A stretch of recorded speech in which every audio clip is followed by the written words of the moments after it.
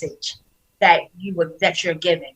And so having that instilled in me growing up really led me down this path to teaching and coaching and motivating others, because a lot of the time people forget about that. And it's like they say the first thing that's on their mind, and they don't think about the impact that their words have. It's like, well, I didn't mean to say that. I didn't mean to hurt your feelings. I was just trying to tell you. And they don't think about the impact of what they said has on an individual. And then they become upset, right? When the other person is like, well, you hurt my feelings. Or when you said this, it made me feel like this. It's like, well, why do you feel that way? I was just saying, So it's definitely important when I'm doing my coaching sessions that I keep that at the core when I'm working with someone, but then also transferring that skill onto them, right? Because if that's a skill that we can transfer, if it's one person at a time,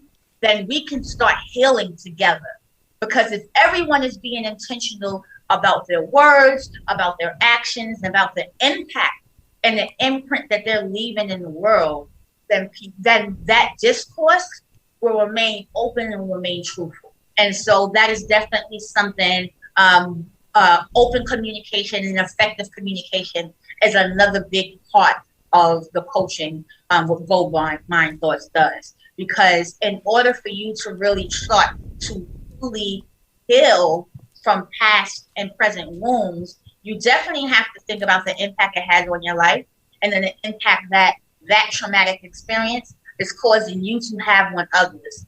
And then it also has a lot to do with communication, with you being able to articulate what you're feeling and understand why you're feeling the way that you're feeling. And I know that was a mouthful here. I know, I definitely know it was. But it's so important to get that message out there, because so many of us are suffering and holding things in because we are afraid to have the tough conversations, and we are afraid of what people may think about the way we're feeling about something that they did to us, right? Yeah. And so until you can address those wounds and really articulate what impact it had on you and why it had that impact on you, then you'll continue to go through that path. And then that's something that I know, another aspect that I go into when I start talking about self-harming and creating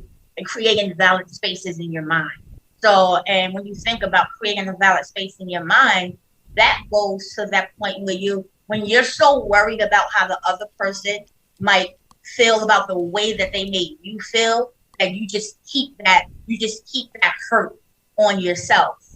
And that's creating that valid space for yourself, because you're like, at that point, you're not recognizing your worth, and you're not recognizing how much the impact is having on you, and you're not recognizing how valid your feelings are.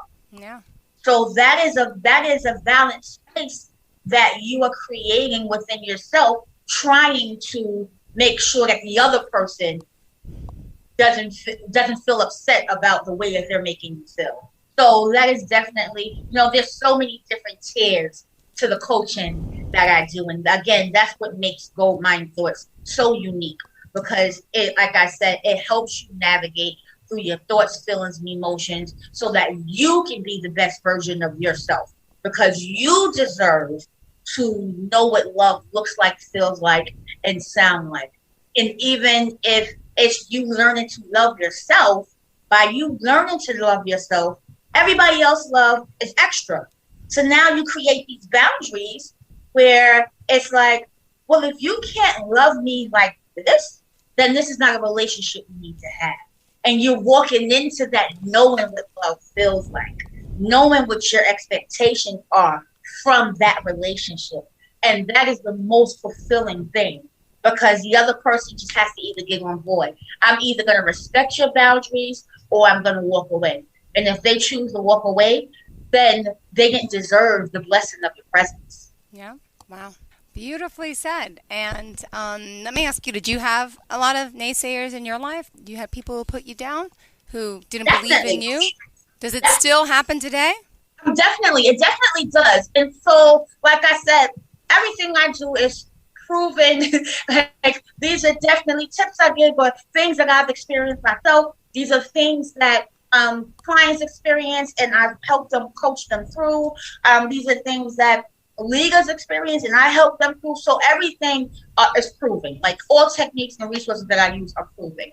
And I will definitely say I was not always this open. I was not always this positive, because I went through my shared levels of trauma myself.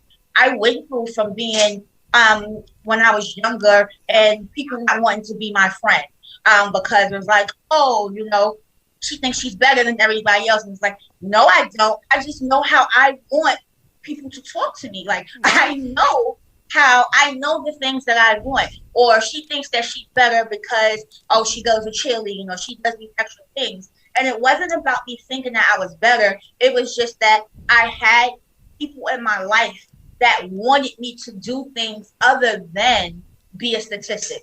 I had people who wanted the best for me, or who wanted me to be able to do things that they weren't able to do, And so that has a lot to do with your background, right? And your upbringing. And I didn't know that or understand that when I was younger, And so I would be upset with my parents, because it's like, you're forcing me to go to this, or you're forcing me to go to cheerleading, and other people are not doing that. And they couldn't understand, like, well, why wouldn't you want to do?